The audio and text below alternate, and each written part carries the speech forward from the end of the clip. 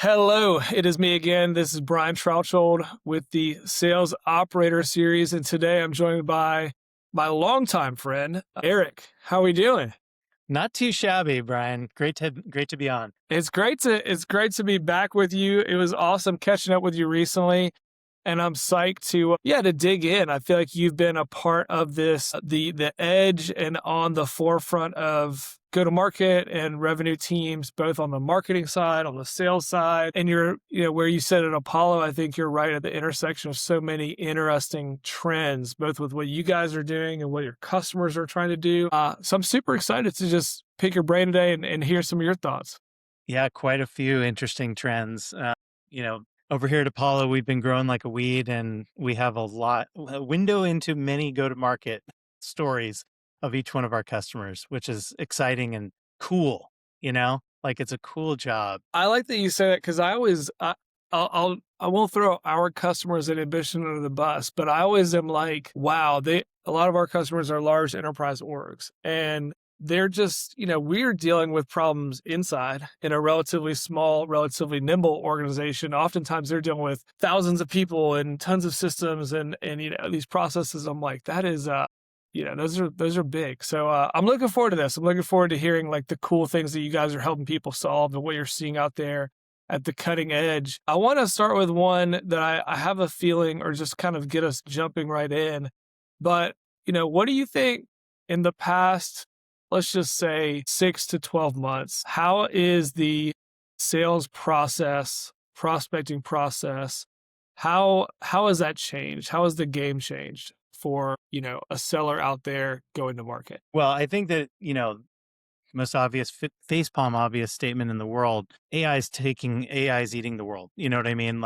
And I think for all that's good and bad about that, for instance, on the kind of maybe less good side of the ledger, it's never been easier in 2026 to build an amazing spam cannon. You know what I mean? And mistake efficiency for effectiveness. And I think that that's a danger for a lot of companies that are forever chasing more when they've got, quotas and pipelines to fill and revenue goals to hit. Do you see, because it's funny you say that, and that as like a new thing of having this, like the most effective spam cannon ever. Like, I thought that we were already good at this. I thought that like over the past, few years, people had like really ran the full cycle on like, I can endlessly email and sequence and all these things. Do you think it's significantly worse now? I do, because I think that, tools like Apollo have existed for quite a long time, and our ability to, provide contacts to, prospect into is, like table stakes basic. And, we have over 200 million contacts in our database. Like, it's pretty easy to pull up and kind of undifferentiatedly, blast away. Yeah. And we're not that different from like just on the data side. Like, there's a lot of other services that provide, kind of like that type of reservoir, if you want to think of it that way, of contacts to be approached. So take me back a step. I'm new in sales, or I'm in a new role. I'm tempted by the potential, which is I'm going to throw all these. I'm going to get access to all these contacts. I'm going to use some scoring methodology, and I have the desire to just blast everyone, and that's going to somehow fill my pipeline. Take me through you being an expert and being like, don't do that. Here's how we should approach that from a more sophisticated angle. Well, this goes to more of the good side of AI.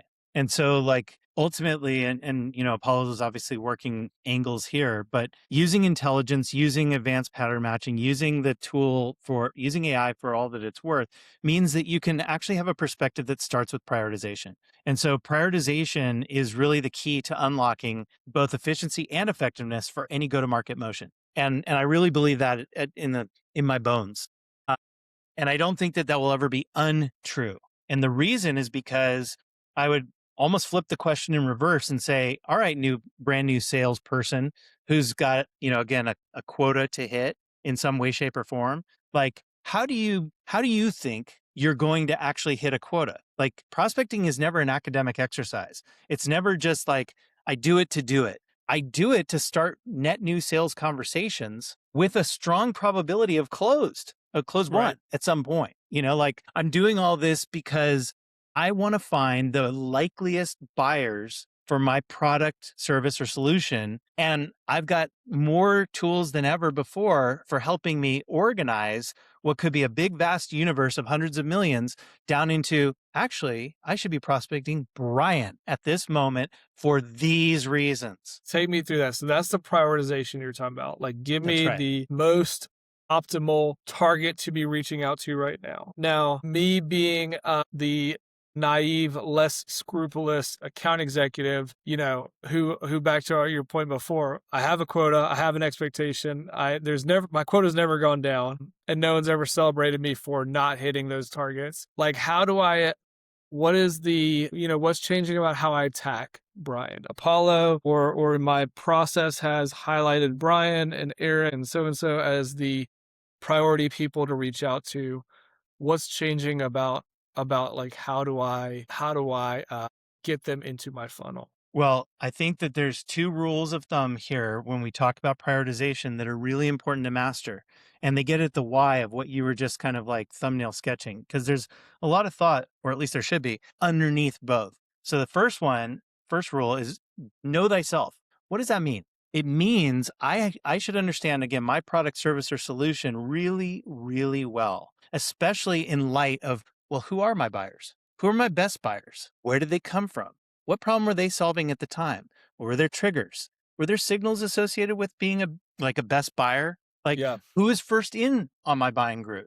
Like, the classic mistake would be focusing on late stage of a buy cycle. Oh my gosh, a CFO is part of every one of our, Right. purchase agreement, Right. but they'll never be the first one in. You know what I mean? Like, so the point there is really thinking through know thyself really, really well. Why? Because that will help you actually set guardrails for your own company, including around territories, segments, or qualification processes that should be rigorous, right? Rigor and those guardrails will actually allow you to be, frankly, more creative and more effective because you're never choosing like poorly. You're never Right. just substituting. You'll never have to have that trade-off conversation of, I need volume to make up for what I didn't do, the rigor and the analysis around. But let me give you the other reason why know thyself is really, really important. Once you kind of develop your own understanding of buying groups and the problems, triggers, objectives that your buyers are trying to meet that you can help solve,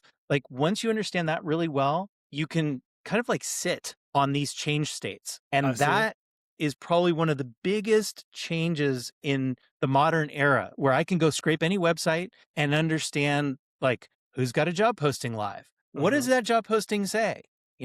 Like read another way, like I might interpret that as, hey, this company that's now looking to sell itself to the world, in other words, attract candidates, is going to be giving information about a public need that they have. Right. And they're going to talk all about their organization, what tools that person might use, how they've organized. When they sell themselves to the rest of the world, you can get a lot of really good information and mine it for gold around like the kinds of things, the inner workings happening at a given company. And that's but one example. I'm a really big fan of even higher level intent signals. So let me give you one of the best in the world that always gets overlooked, and I'm not sure why, but that's inbound intent.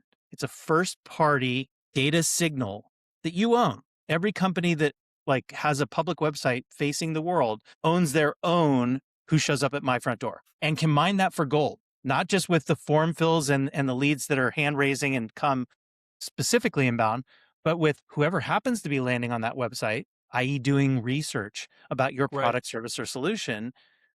And, buyers, they take their own sweet time. It's actually incredibly rare for people to kind of like raise their hand and form fill on the first visit. But as a smart vendor, you can take that as a first party intent signal of like, hey, they're interested in me, so I should be reaching out to them. Of course, you Yeah. need to understand and match who that company and person are, something that Apollo does exceptionally well. But like the point there is now they vault up the priority stack if they match my ICP, my The correct. qualification criteria.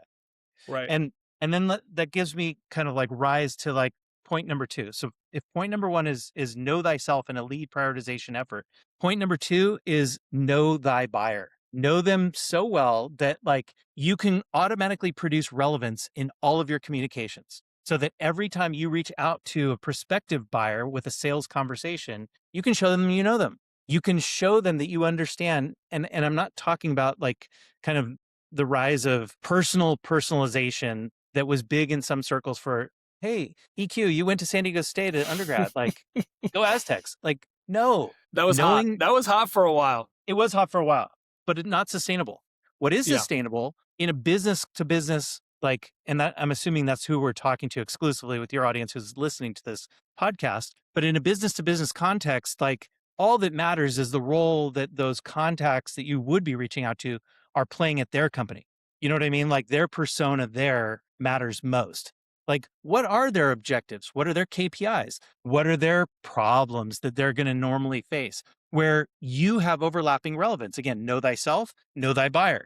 Where's that Venn diagram going to be overlapping most? And the real trick to all of this is like, once I have both of those, now I can also let an AI river run through it and let AI do what AI is absolutely fantastic at, which is pattern match, is understanding kind of like where the overlap fits. Because I feed it context.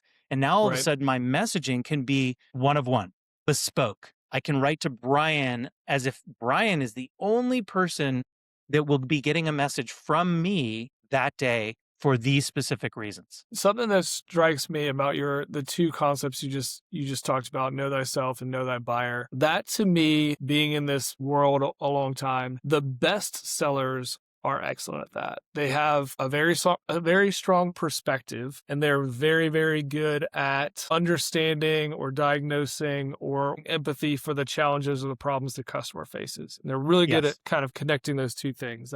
Yep. And so the first part of it is interesting because I'm like, yeah, the best people, it's just like effortless for them to, get into a conversation, connect the dots, build rapport, diagnose, and not like in a pitchy way, like in a, two sides of the street way. Now, you're talking about better prioritization based on the signals and the publicly available signals. How are you seeing people who may be, they may be new to sales. They may be taking the easy way out, which is like it's a numbers game. I just need to blast a million things. And they may not have a perspective yet, or they may not be as good at understanding the buyer as someone who's more senior or more experienced or whatever. How are you seeing people? Well, let me introduce, what is also very obvious. And when I start talking about this, majority of your audience listening might say, "Yep, that trend's true." And that is, I think the bar is raising. Like as Interesting. someone who's existed on the buy side for quite a long time and has gotten every form of cold and warm outreach known to man, like my own kind of like floor on what interests me, what breaks pattern or gets through, gets engagement and or a response is it's a lot tougher these I days. agree. I And agree. I think everyone would nod their heads and say, yeah, of course, it's only getting harder, right? Buyers are busy, bombarded, and bewildered, right? Like a B alliteration, if you will. Like I've yet to meet an executive that's worth talking to or worth having a net new sales conversation with that is seeing just clear skies on their calendar and more open time than they've ever had before. In fact, every one of my peers that I talk to on the regular is like, no, I've never been busier. Literally Right. never been busier, especially with it in the age of AI. They're bombarded. Like, go look at the average inbox. Go look at your competition for time and, attention. Attention. Yeah, for sure. I mean, It's not getting any less crowded in there, or your phone, or your social feed. Like, all of it is chock full. And then I have a lot of empathy for the bewildered piece, which is to say, like, let's reverse the equation for just a hot minute and just think about it from a buyer's standpoint. Say I'm a buyer who identifies that I have a need for a marketing automation platform or a customer service, platform or some sort of tool. I just named two tech tools, but like there's a million and one and reasons for buying anything. Name me the category of one that exists today to buy anything. as in like has no alternatives. Exactly. Yeah, I can't think of any off the top of my Right. head. This feels like In a pop fact, quiz. isn't it more true to say that of just about any buying choice that you might face as a buyer within a corporation to change or manage towards a brighter tomorrow than you have today? In other words, the number one reason for buying anything, like most of those categories are chock full of competitors. And so Yes, it's I really agree. bewildering to decide between like who's who, what's what should I choose? Because as a buyer, one other thing happens, and we don't want to admit this, but it's so true. As buyers, every last one of us is scared of making an unwise buying decision. No one ever got fired for buying IBM, right? That was like that was the famous thing. For my money, best ad campaign of all time, best tagline of all time. Still top of mind when you said that. I'm like, yeah, this is a problem or a risk, a risk as old as time. It is. And so you may as well understand that foundational buyer psychology going into any go to market motion that you might attach to it. So if you agree that, busy, bombarded, and bewildered is the state of play and only getting more so, then how do I combat that? How do I still take, the state of play and play the game well? Because Hmm. I like to think of go to market too. The other way I like to really, what gets my juices flowing is when I get a chance to kind of like talk the strategic with any one of our clients. And the strategic to me is like, well, where in go to market does alpha live? If everyone else Right. is focused on beta, and beta are mediocre, Will substandard.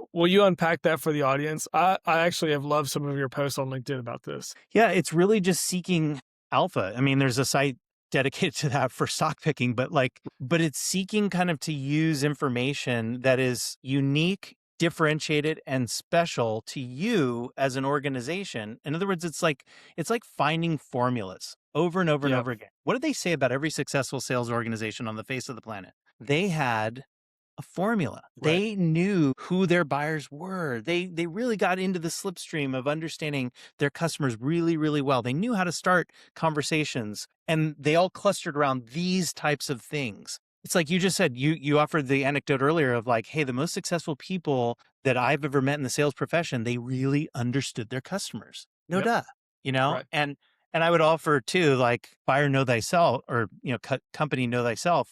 My advice earlier also means that you can walk into any conversation and start it and give legitimate, relevant reasons for why you should have the next conversation. Isn't any prospecting call, inbound, outbound, all bound, just about getting to yes? Yeah, of course I'll talk to you Tuesday at 1 o'clock. Or, yeah, sure, that sounds interesting. Yeah, okay, let's take the next step. Feel I agree with you. I feel slightly triggered in this moment because there's a little reaction too. But like I've that like getting to a yes and back to like having perspective to me, one of the things, because I totally agree with another thing that you said, which is our barometer for what is spam, what is crap, what is filling up our inbox. Our barometer and our bullshit detector is getting really, really high. And I Yep. think we're getting really good at being like, that's fake, or that was automated. It's not a real human, or it's not someone who had intentionally reached out to me. That our ability to sense that is getting better, which I think on the flip side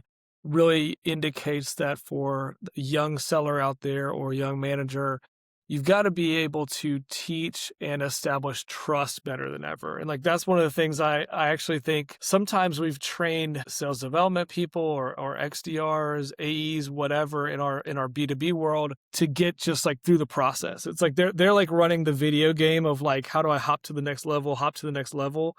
And like they would probably be way better if in the first level they were like just really good at getting the trust. Do I trust that a person on the other end of the phone or email or whatever uh, knows what they're talking about, like understands me as a buyer?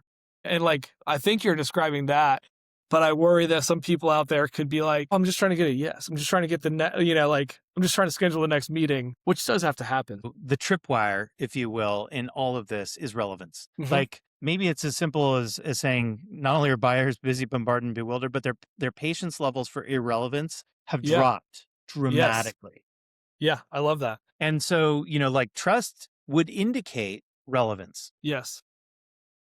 So it's Or like an attached concept. yeah, for sure. And you don't get the trust without knowing the buyer, understanding their problem.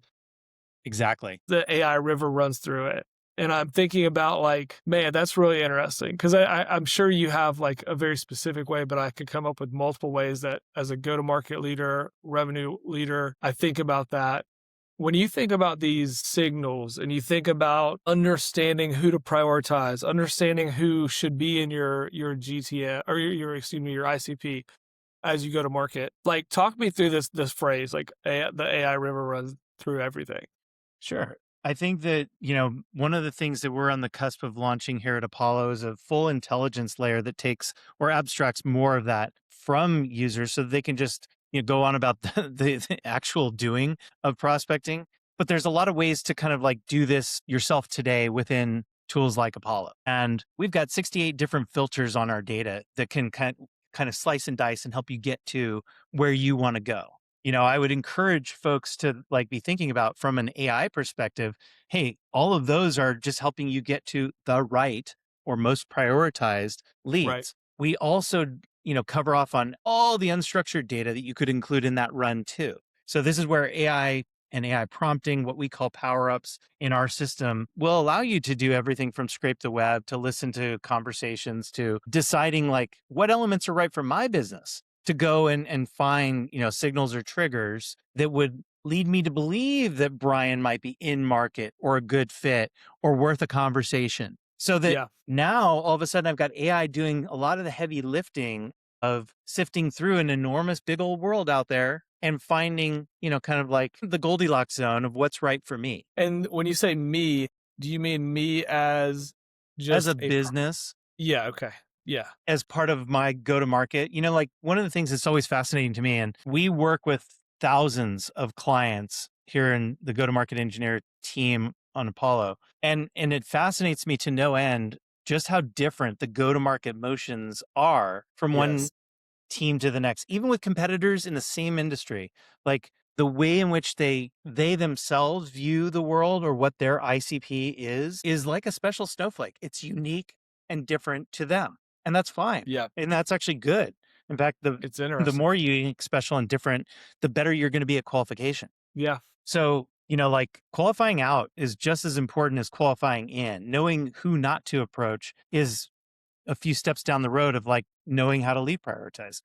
My fundamental kind of like thesis here. And so ultimately, all of these types of things are oftentimes hard learned because you start with hypotheses of like, if you're a new startup going from 0 to 1, trying to get product market fit, you're definitely always kind of like searching for who my buyers should be. Right. Who does this resonate with? And as you grow bigger and your brand becomes kind of like more well known and you expand as a business and grow, those formulas become more and more ingrained, Right. such that once you become the size of, I don't know, like a Google, where your name's a verb, their prospecting will look fundamentally different than, two guys in a garage just starting out, even if they're Sure. a hot new AI startup. And so like the point there is really around, and by the way, both might be focused on the same buyer at some point.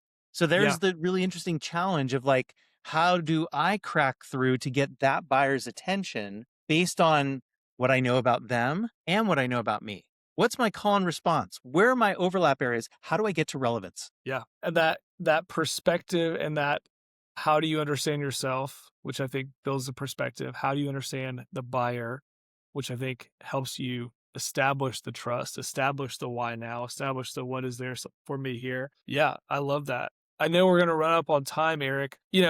You've lived in this world, like I said, I mean, ever since I know you, over a decade across go to market orgs, marketing, sales. As you put on you're living out there on the edge with Apollo, you think about the roles we're talking about, AEs or, salespeople, demand people. Do you think that these are folks who are going to automate away, or do you think these are folks that we're going to, somehow enhance or expand their importance?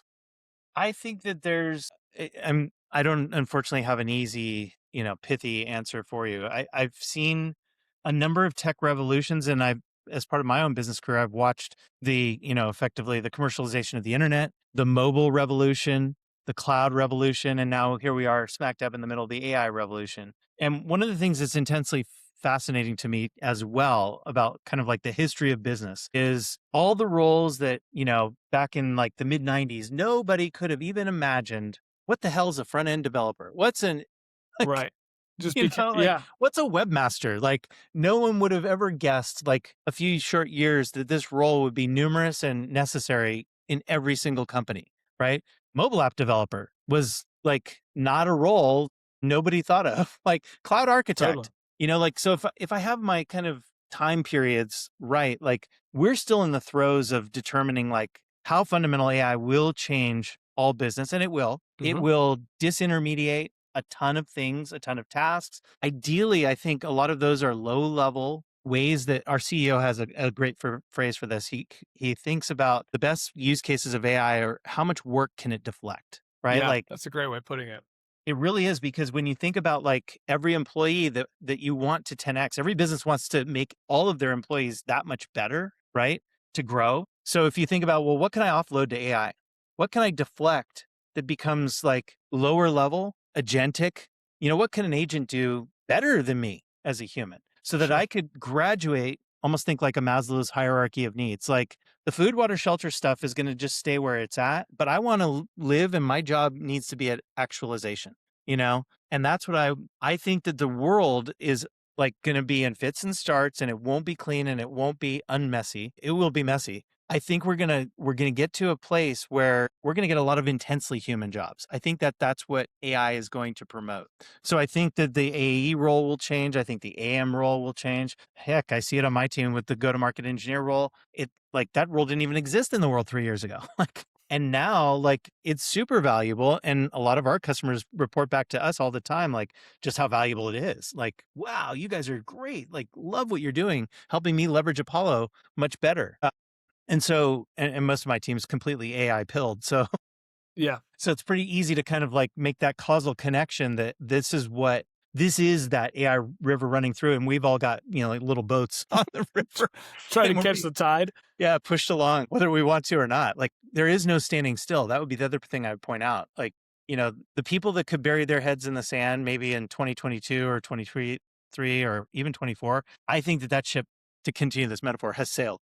Like, there's not a company alive that's not already figuring out like which parts of AI do I want to integrate into Mhm. my organization and how, and what's right for me. Could not agree more with that. And one thing that you said I wanted to highlight is it will change the work, it will change the process of the work. And I think there are a ton of the work that happens in our go-to-market, our revenue-facing, customer-facing orgs. And I think that the relationship building is actually going to be really, really, really, really vaulted in terms of importance. And I think the people who are excellent at building a relationship, establishing trust, being able to influence decisions for a positive, in a positive way, I think that's actually going to be, radically more important in a world where there's infinite noise, infinite options, mass automation in terms of an alternative.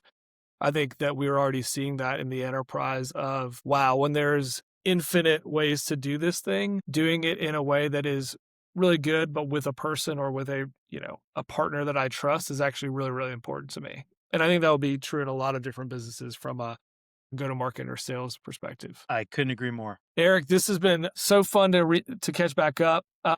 You post a ton of great stuff. Like I said, I've been reading your posts at least every week. I feel like you have a big release. Where can people find you, and how can they connect with you? Well, for better or worse, I'm pretty easy to be found. There's not that many Eric Quanstroms in the world. And so like you can type my name in any search engine, any AEO play, LinkedIn, doesn't matter. Like I'll pop up. And so please feel free to reach out. My door's open. Absolutely. And I would really advise people to do it. Thank you so much for being on the Sales Operator series. This was super fun. And we'll talk to you soon. Sounds good. Thanks, Brian. Thank you.